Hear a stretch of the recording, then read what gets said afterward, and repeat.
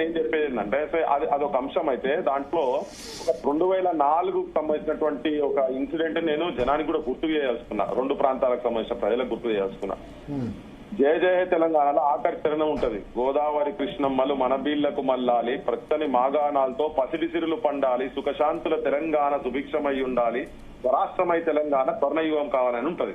అయితే స్వరాష్ట్రం అనే పదము అంటే అప్పటికే బాలసుబ్రహ్మణ్యం గారు ఒప్పుకున్న పాట పాడతా అని 2004లో ఒప్పుకుంటే ఇక్కడ నుంచి రసమై బాలకృష్ణ ఇక్కడ నుంచి వారు చెన్నైకి పోయిండ్రు. పోక ముందు ఇక్కడ ఒక ఇంటర్వ్యూలో సానా యాదిరెడ్డి గారికి సంబంధించినటువంటి స్టూడియోలో జకీర్ గారితో ఇంటర్వ్యూలో మాట్లాడుకుంటూ చెప్తాడు.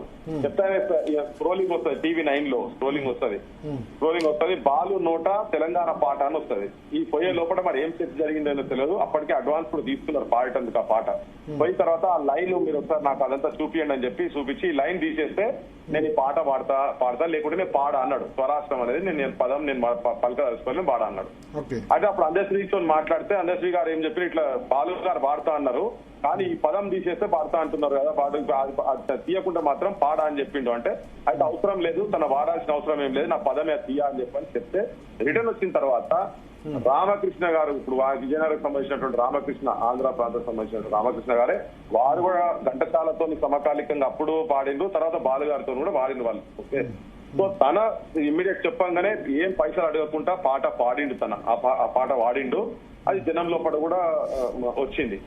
సో ఆయన పోయేటప్పుడు ఏదో డీజిల్ పైసలు వీళ్ళే కావాలని చేతిలో పెడితే తీసుకున్నాడు. ఆయన డీజిల్ పైసలు అంతనే కానీ పాటకు మాత్రం పైసలు తీసుకోలేదు.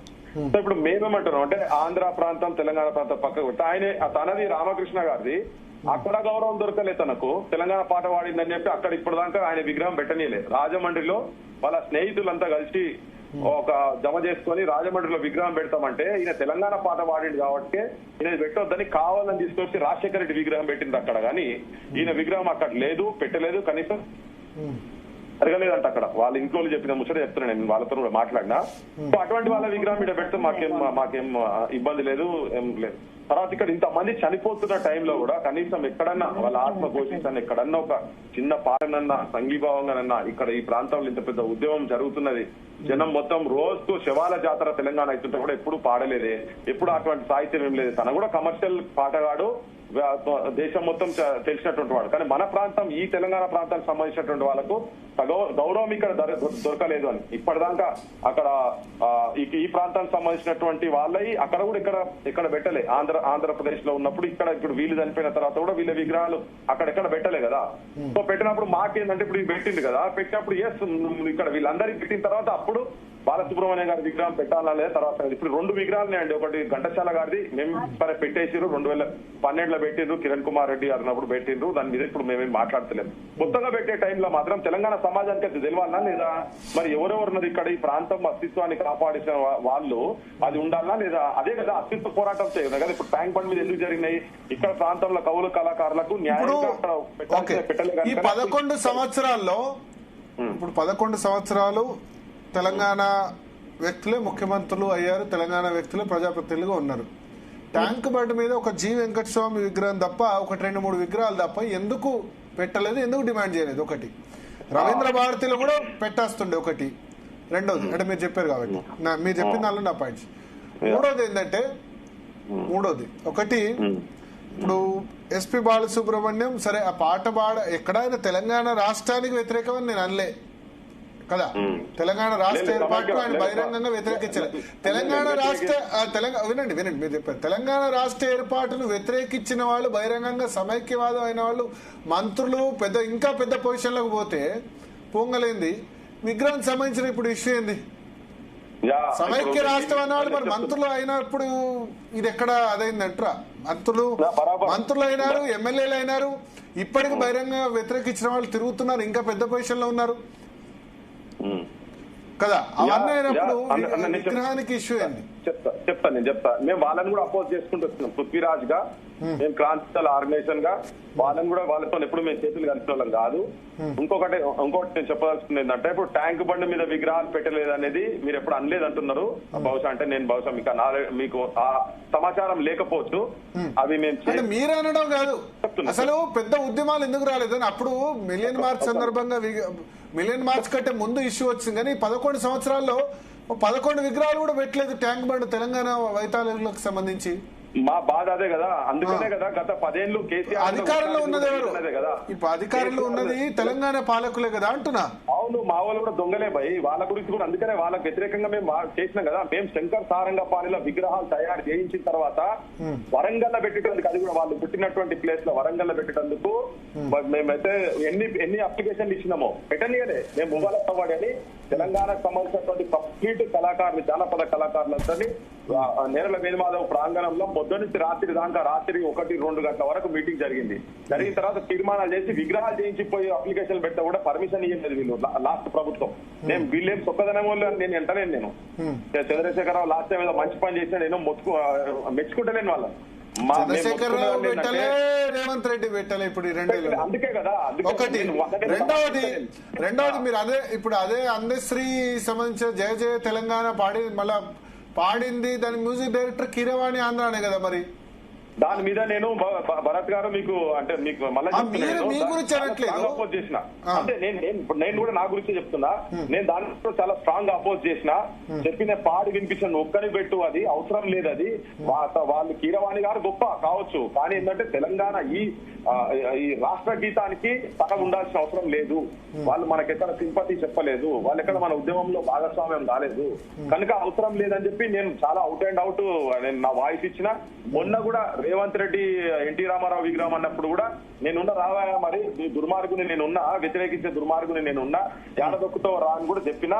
సో మా స్టాండ్ క్రాంతిదారులుగా మా స్టాండ్ మేము క్లియర్ గా చెప్పేది ఏంటంటే, అదే ఇప్పుడు వాళ్ళు ఉన్నారు కదా మంత్రులు అంటే వాళ్ళ సైడ్ ఎవరి ఇళ్లకు పోయి నేను చేతులు కట్టుకుని బుధల మీద చేసుకొని తిరిగి బాపసలం కాదు. మేము నికాసైన తెలంగాణ వాదులుగా నేనైతే బరాబర్ దాన్ని వ్యతిరేకిస్తున్నాము. ఉన్న పరంగా అట్లనే కొద్ది రోజులు 6 నెలలు పెట్టి వీళ్ళందరి పెట్టిన తర్వాత అప్పుడు దాని మీద ఒక చర్చ తీసుకురండి, అప్పుడు ఏం మాట్లాడతామో తర్వాత చూద్దాం అనేది. ఈ ప్రాంతంలో అయినటువంటి ముఖ్యమంత్రులు ఇంకొకటి రవీంద్ర భారతి, ఒక్క నిమిషం, రవీంద్ర భారతి పేరే రవీంద్రనాథ్ ఠాగూర్. ఆయన తెలంగాణ వ్యక్తి కాదు, బెంగాలీ, జాతీయ గీత రూపకర్త. మనం ఇన్క్లూజివ్నెస్, ఇప్పుడు రాష్ట్రం వచ్చింది 11 సంవత్సరాలు అయింది, ఇన్క్లూజివ్నెస్ లేకపోతే ఇప్పుడు తెలంగాణకు అక్కడి నుంచి ఇక్కడి నుంచి అన్ని చోట్ల వచ్చి ఇక్కడ అభివృద్ధి కంట్రిబ్యూట్ చేయడం వల్ల అదేంది కదా. మనం ఇన్క్లూజివ్నెస్ కాకుండా ఇంకెన్నేళ్ళు ఎక్స్క్లూజివ్నెస్ పోదాం. భరత్ భాయ్, మన అస్తిత్వం గురించి అయితే ఫస్ట్ మాట్లాడాలి. డెఫినెట్ గా మాట్లాడాలి. వన్ సైడ్ లవ్ ఉండదు. అంటే మన విగ్రహాలు ఇప్పుడు గద్దర్ విగ్రహం పెట్టమని డిమాండ్ చేయొచ్చు, అందశ్రీ విగ్రహం పెట్టమని డిమాండ్ చేయొచ్చు, కానీ విగ్రహం వద్దని ఎందుకు అంటే ఎస్పీ బాలు, నేనేంటే ఎస్పీ బాలను అభిమానించే వాళ్ళు ప్రతి ఇంట్లో ఉన్నారు తెలంగాణలో కూడా. తెలంగాణలో కూడా కాదు, నేను కూడా అభిమానినే. ఇప్పుడు ఈ చర్చలు లేవనెత్తకపోతే ఈ డిబేట్ జరిగేదా? అపోజ్ చేస్తే ఈ ఫ్యాక్ట్స్ అని బయటకు వచ్చేదా? అవును, అందుకని మీ వెర్షన్ తీసుకుంటాం. మీ వెర్షన్ లో నేనేమంటా అంటే మీ వెర్షన్ లో 0% మెరిట్ అనట్లేదు. అయితే ఒకటి కొంత మెరిట్ ఏంటంటే ఇక్కడ విగ్రహాలు ఏర్పాటు చేయాలి. రెండోది ఏంటంటే విజయవాడలో కూడా తెలంగాణకు సంబంధించిన గొప్ప కవులు కళాకారులు, లేదా ప్రధానమంత్రి పివి నరసింహారావు, మచిలీపట్నం, వైజాగ్ ఇట్లా 2-3 చోట్ల ఉంది, ఎక్కువ చోట్ల లేదు ప్రధానమంత్రి స్థాయి వ్యక్తిది, ఏర్పాటు చేయాలి. విజయవాడలో కూడా సి నారాయణ రెడ్డి పోనీ, ఎందుకంటే ఆయన ఆ ఉద్యమంలో ఫస్ట్ జై ఆంధ్ర జై తెలంగాణ ఉద్యమంలో సమైక్యవాది, వచ్చిండన్నా వచ్చాడన్నా వరాల తెలుగు ఒకటేనన్నా అన్నాడు కదా. ఎన్టీఆర్ తో పాటు పాడించి రాశారు కదా. అక్కడ విగ్రహం ఏర్పాటు చేయమని నేను కోరుతున్నా ఆంధ్రప్రదేశ్ ప్రభుత్వాన్ని, అక్కడ ప్రజల్ని కూడా. లేకపోతే ఇటువంటి ఇష్యూస్ వస్తాయి. తెలంగాణకు సంబంధించి ప్రభాకర్ రెడ్డి, కాంతారావును కూడా గౌరవించండి. అక్కడ విజయవాడ గౌరవించకపోతే ఇప్పుడు తమిళనాడు కర్ణాటక కావేరీ వివాదంలో కొట్టుకున్న తర్వాత ముఖ్యమంత్రులు ఇద్దరు కలిసి తమిళనాడు వైతాళికల విగ్రహాలు బెంగళూరులో పెట్టారు, కర్ణాటక వైతాళికల విగ్రహాలు చెన్నైలో పెట్టారు కదా.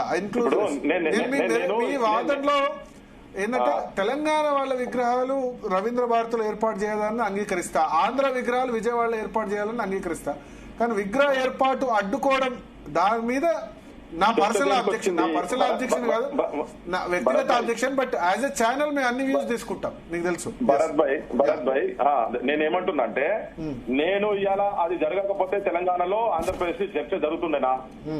అది జరిగింది కాబట్టి చర్చ జరుగుతున్నది. జరిగినప్పుడు జనం లోపలికి ఫ్యాక్ట్స్ బయటకు వస్తాయి, ఫ్రిక్షన్లే ఫ్యాక్ట్స్ బయటకు వస్తాయి. ఇప్పుడు నేను ఇంకొక ప్రపోజల్ పెడుతున్నా మీ ద్వారా, నేను ఇంకోటి చెప్తున్నా, ఇంతకుముందు కూడా చెప్పిన. నంద్యాలకి వెళ్ళి పివి నరసింహారావు గారు ప్రధానమంత్రి అయినప్పుడు ఎంపీ నంద్యాలకెళ్ళి అయింది కదా. మీరు ఆంధ్రాలో ఒక జిల్లా పేరు పి నరసింహారావు గారి పేరు పెట్టండి. మా చెన్నారెడ్డి గారి విగ్రహాలు ఆంధ్రాలో కూడా పెట్టండి. ఇక్కడ రోషే గారి విగ్రహాలు పెట్టారు కదా, చెన్నారెడ్డి గారి విగ్రహాలు ఆడబెట్టండి, జిల్లా కోటి పెట్టండి. అయితే ఇప్పుడు దానికి ఆర్గ్యుమెంట్ ఏంటంటే ఇప్పుడు ఆంధ్రప్రదేశ్ రాయలసీమ ప్రజలు హైదరాబాద్ లో విస్తృతంగా ఉన్నారు. రాజధానిగా హైదరాబాద్ మా రాజధాని కాబట్టి మేము ఇది అందరి మొన్నటి వరకు అందరిది ఉంది కాబట్టి అన్ని పెట్టాము, అన్ని విగ్రహాలు అన్ని పేర్లు ఇక్కడ ఉన్నాయి. అది ఉమ్మడి రాజధాని కదా హైదరాబాద్ 2014 వరకు అందరికీ రాజధాని కాబట్టి ఇక్కడ ఉన్నాయి. అక్కడ నుంచి మైగ్రేట్ అయిన పాపులేషన్ ప్రజలు ఇక్కడ ఉన్నారు కానీ ఇక్కడ నుంచి మైగ్రేట్ అయిన వాళ్ళు అటు తక్కువ. ప్లస్ అది రాజధాని కాదు, ఆ ప్రాంతం వారిగానే ఉంది. బట్ హైదరాబాద్ అందరు కలబోతగా ఉంది అని అదొక ఆర్గ్యుమెంట్. దాని మీద ఏమంటారు? అది రాష్ట్రం అయితే ఒకటే కదా, ఇక్కడ ఉన్నటువంటి గ్రూప్ 1 ఆఫీసర్లు అక్కడ కూడా పనిచేసారు కదా. గ్రూప్ 1 ఆఫీసర్లకు ప్రాంతం ఏం లేదు కదా. బిజినెస్ ఇక్కడ ఉన్న వాళ్ళు మెజారిటీ తక్కువ ఉండొచ్చు, కానీ ఇక్కడికి వెళ్ళి అక్కడ పోయిన వాళ్ళు అక్కడికి వెళ్ళి ఇక్కడికి క్యాపిటల్ సిటీ కాబట్టి హైదరాబాద్ అప్పటికే డెవలప్డ్ ప్లేస్ కాబట్టి ఈ సిటీకి రావడంలో తప్పేం లేదు. ఇంకోటి ఇప్పటికీ మనం ఎక్కడ కూడా ఈ ప్రాంతం ప్రజలు వాళ్ళని ఎక్కడ అవమానించింది లేదు, కొట్లాడింది లేదు, కొట్టింది లేదు, తలగబెట్టింది లేదు, పంపించింది లేదు కదా. ఇక్కడ ఆత్మహత్యలతోనే తెలంగాణ రాష్ట్రం వచ్చిందే తప్ప ఇంకా ఉల్టా అక్కడ ఉన్నటువంటి వాళ్ళు రెచ్చగొట్టి లగడపాటి రాజగోపాల్ అసంటోళ్ళు చాలా ఘోరంగా అన్యాయంగా మాట్లాడిన మాటలతోటి ఇంకా వీళ్ళు ఇక్కడ ఆత్మ శోభించి మన ప్రాంతంలో ఉన్నటువంటి నాయకులు కూడా అక్కడ వాళ్ళకు వత్తాసు పలికిన ఉదంతాలతో చనిపోయినటువంటి వాళ్ళు ఉన్నారు. కానీ ఎక్కడ కూడా మనం ఎక్కడ అవమానపరచలే కదా. అక్కడ ఉండొచ్చు, రాష్ట్రం అయితే ఒకటే ఉండే కదా. మరి ఇప్పుడు ముఖ్యమంత్రి అయినప్పుడు చిత్తూరు జిల్లాకు ముఖ్యమంత్రి, విజయనగరంకు ముఖ్యమంత్రి, అనంతపురం ముఖ్యమంత్రి, ప్రజలు అక్కడ లేరు కాబట్టి ఇక్కడ మైగ్రేట్ అయిన ప్రజలు ఇక్కడ నుంచి అక్కడ మైగ్రేట్ అయిన ప్రజలు లేరు కాబట్టి ఉమ్మడి రాష్ట్రం కాబట్టి ఎక్కువ విగ్రహాలు ఏర్పాటు కాలేదంటారు. తెలుగు ప్రజలని బట్టి మాట్లాడింది కదా, ఇప్పటికి తెలుగు ప్రజలు అంటున్నారు కదా. భాష ఒకటి ఉంటేమి బ్రతుకు ఒకటి ఉండాలి కదా. మరి మీరు భాష ఒకటి ఉన్నది, బ్రతుకు ఒకటి లేదు కాబట్టి తేడాలు. పేరు కూడా చెప్తారు ఇప్పుడు రవీంద్ర భారతి, లాల్ బహదూర్ స్టేడియం. అంటే దాని గురించి నేనేమంటున్నా అంటే రవీంద్ర భారతిది కూడా మేము అంటలేము. రేపు వీళ్ళ ఇంకా వాళ్ళ కూడా దొరికితే గౌరవం, ఈక్వల్ గౌరవం అక్కడ కూడా దొరికింది అనుకో, ఆబ్జెక్షన్ ఉండదు కదా. మా ప్రాంత ప్రజలు దొరకాలి, నో డౌట్. మీ ఆర్గ్యుమెంట్ లో ఇప్పుడు ఆంధ్రప్రదేశ్ లో సరైన గౌరవం కవులు కళాకారులకి దొరకలేదు. ప్లస్ లాంగ్వేజ్ మీద, తెలంగాణ భాష మీద డెఫినెట్ గా కొంత డిస్క్రిమినేషన్ జరిగింది. నాట్ ఓన్లీ తెలంగాణ, వేరే మాండలికాల మీద కూడా, ఉత్తరాంధ్ర మాండలికం కూడా జోక్గా యూజ్ చేశారు. ఒక 2.5 జిల్లాల మాండలికమే అది మాట్లాడితేనే తెలుగు అన్నారు. అందువల్లే తెలంగాణ ఉద్యమం వచ్చింది, తెలంగాణ రాష్ట్రం కూడా రావడానికి అది ఒక కారణమైంది, నో డౌట్. కల్చరల్ గా ఇక్కడున్న గొప్ప వ్యక్తులకు సంబంధించిన వాళ్ళ విగ్రహాలు లేకపోతే గొప్ప వ్యక్తుల మహనీయులకు సంబంధించిన దాన్ని కూడా గుర్తించాల్సిన అవసరం ఉంది, నో డౌట్. అవును కదా.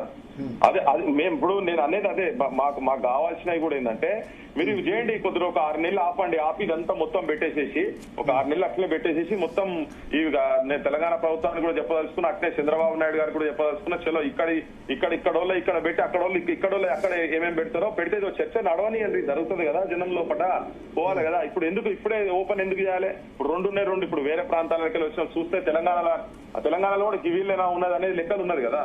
మరి వేల ప్రోగ్రాంలు ఇచ్చినటువంటి సుఖసత్య గారు ఇటువంటి గొప్ప గొప్పలు అయితే వాళ్ళ చరిత్ర అయితే చర్చకు రావాల్సిందే కదా.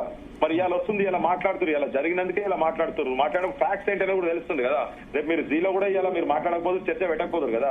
జరిగి ఒక 6 నెలలు దాన్ని అక్కడ ఆపి మిగతా అందరికీ పెట్టిన తర్వాత అప్పుడు ఆ చర్చకు వస్తుంది. అది ఎట్లెట్లా చేస్తారు, అన్ని రాష్ట్రాల్లో ఉన్నాయి.